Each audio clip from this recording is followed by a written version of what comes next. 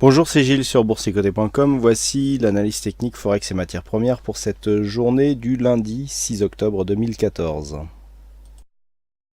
Nous commençons donc par la paire de devises euro-dollar, donc qui marque ici une phase de retour vers sa moyenne mobile. Suite à une phase d'exagération temporaire, on a eu ici une belle sortie de la bande de Bollinger, sortie de la phase d'exagération. Bougie ici totalement hors bol, on a commencé à revenir ici avant la clôture hebdomadaire et puis ça s'est accentué dans la séance du jour. Donc un mouvement qui a permis d'ailleurs à l'algo de breakout, qui a pris ce signal relativement tôt, de faire encore un gain, un petit gain, mais qui était quand même assez sympathique sur cette phase de remontée. Alors petite parenthèse, j'étais étonné d'ailleurs que peu de monde ait suivi ce signal. Il était somme toute assez logique et qui plus est, cet algo donne de très bons résultats actuellement.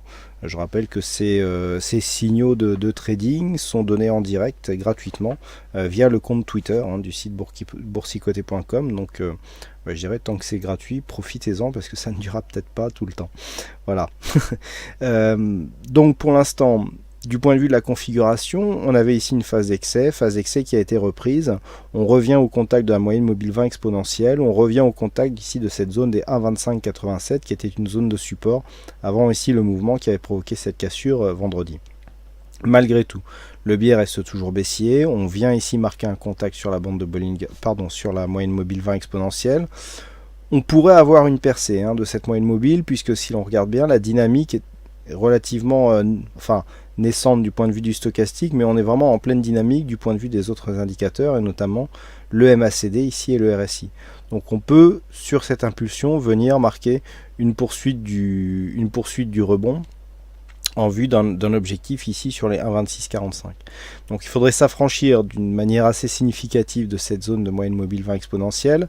On aurait aussi un autre symbole, le fait que cette zone de support ici ne se transforme pas en zone de résistance, donc c'est actuellement ces éléments que les cours sont en train de tester. Donc si les cours arrivent à s'extirper de cette zone et à venir au contact des 1,2645, ce sera une première chose, mais le mouvement baissier, la poursuite du mouvement baissier ne sera invalidée que lorsqu'il y aura une cassure haussière de cette zone de point haut, à savoir des 1,27. Donc il faudra attendre ici 1,27, un éventuel dépassement haussier pour valider une possible inversion de tendance. Je rappelle que nous sommes sur un mouvement où les cours de l'euro-dollar ont connu une forte baisse. On a eu ici un point haut sur les 1,40 et puis depuis les 1,40 on est descendu à 1,25. Donc on est vraiment sur une amplitude ici relativement rare. On perd 1500 points en quelques mois. On était en mai ici lors des plus hauts. Donc juin, juillet, août, septembre, octobre, ça fait 5 mois, donc 1500 points en 5 mois, ça fait 300 points par mois quand même, ce sont des gros mouvements.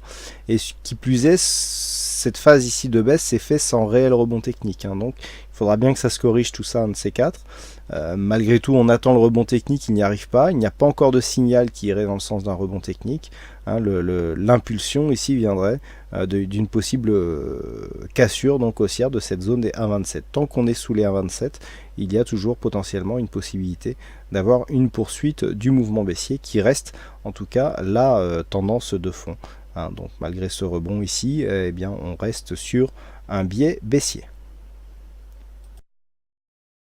Sur le dollar yen, nous avons à mon sens, qui pourrait être un début de stabilisation. Pourquoi ? Nous avons ici une dynamique qui, suite à la cassure de cette zone des 109.33, n'a pas permis d'atteindre une extension de Fibonacci que je vous avais tracée, qui nous emmenait un peu plus haut. On est venu ici s'arrêter sur cette zone des 110 yens pour un dollar. Suite à cela, on a eu une forte pression ici sur la bande de Bollinger inférieure. Certes, nous sommes venus tester ici le support qui est défini désormais par plus de 3 points significatifs, puisque nous avons quasiment 4 points ici. Suite à cela, on a commencé à remonter, et lorsque l'on regarde, le point haut ici vient s'inscrire quasiment sur la zone des 110. Donc là, on a une phase de stabilisation. On n'est plus venu au contact ici de la moyenne mobile, de la bande de Bollinger supérieure, et les cours reviennent ici suite à ce quasi-contact, reviennent ici dans la zone médiane de la zone d'évolution très court terme. Donc pour l'instant, Nous sommes dans une phase de stabilisation, on le voit par rapport au mouvement précédent qui s'incluait dans une dynamique haussière relativement forte.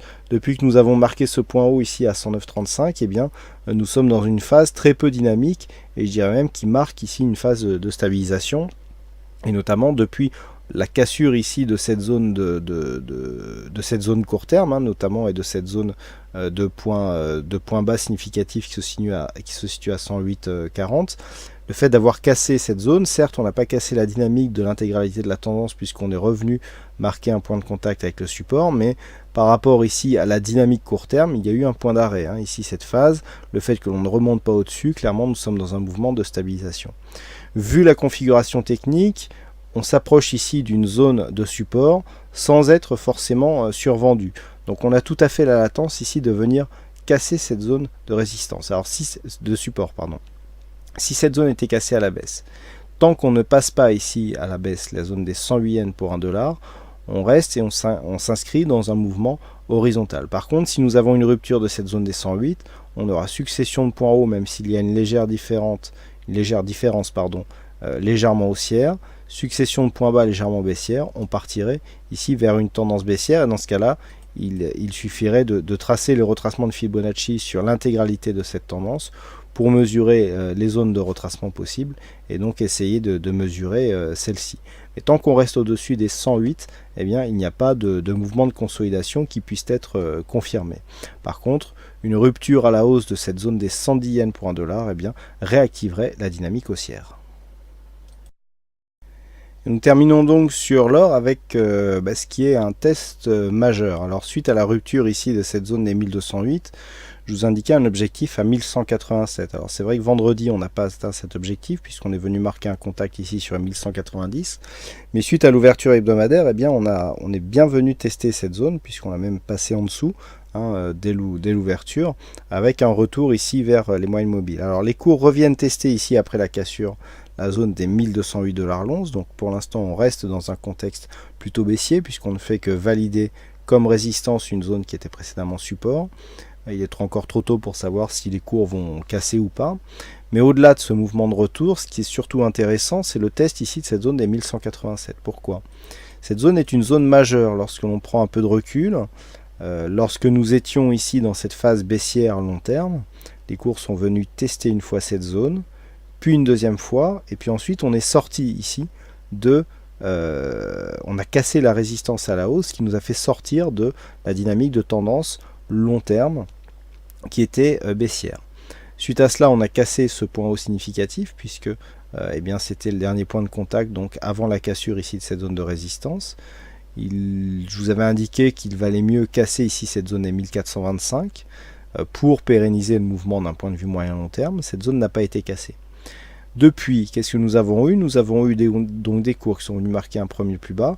Le plus haut ici n'a pas permis d'inscrire un nouveau plus haut, donc là déjà on a neutralisé la dynamique de rebond, et je vous avais indiqué que si on cassait ici cette zone des 1240 $ l'once, il y aurait passage d'une tendance neutre vers une tendance baissière en direction ici des 1187.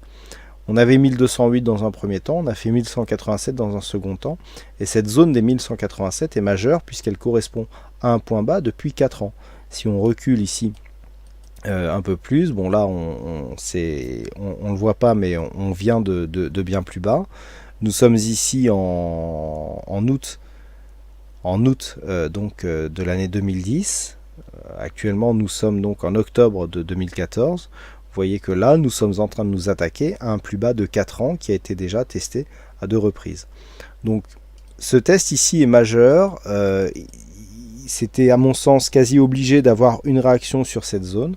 Par contre, à partir du moment où nous avons eu cette réaction suite à une attaque de cette zone de support, si les cours reviennent désormais sur cette zone, eh bien, il pourrait bien y avoir une rupture directe. Pour l'instant, et vu le mouvement de rebond que nous avons, on est tout à fait dans une poursuite de mouvement baissier. Les plus hauts sont toujours de plus en plus bas. Il n'y a aucun signal qui pourrait attester ici d'une baisse de dynamique de cette tendance baissière. J'en veux pour preuve ici cette phase d'accélération qui a provoqué des bougies hors bol juste avant la clôture hebdomadaire. Ici on marque un rebond technique, on n'arrive toujours pas à s'affranchir de cette zone des 1208 $ l'once. Pour l'instant, on reste ici dans un biais baissier. Si les cours revenaient à arriver à casser cette zone des 1208, à réintégrer une zone d'évolution entre 1208 et 1228 $ l'once, nous aurions un début de rebond technique sur une cassure haussière du plus haut que nous avons ici à 1222 $ l'once. Donc pour l'instant, on en est trop loin. Mais si les cours continuent à monter, eh bien, il faudra faire attention à un éventuel dépassement. En attendant, donc, comme je vous l'indiquais, le biais reste baissier. Si les cours venaient ici à casser cette zone, vu l'amplitude moyen-long terme que nous avons sur cette phase, eh bien, on pourrait effectivement retrouver un objectif qui serait environ 240 $ plus bas, à savoir dans la zone des 940 $ l'once. Si cette cassure intervenait, eh bien, on essaierait de faire une projection long terme. Pour l'instant, il est encore un peu tôt pour anticiper un tel mouvement. Donc attention à une éventuelle cassure de cette zone des 1187 $ l'once. Voilà donc ce que nous pouvons dire sur cette analyse technique Forex et matières premières. Il ne me reste plus qu'à vous souhaiter à toutes et à tous un bon week-end. Bonne chance dans vos prochains trades et on se retrouve donc dès la semaine prochaine pour d'autres analyses techniques sur le site boursicoté.com. Bon week-end à tous.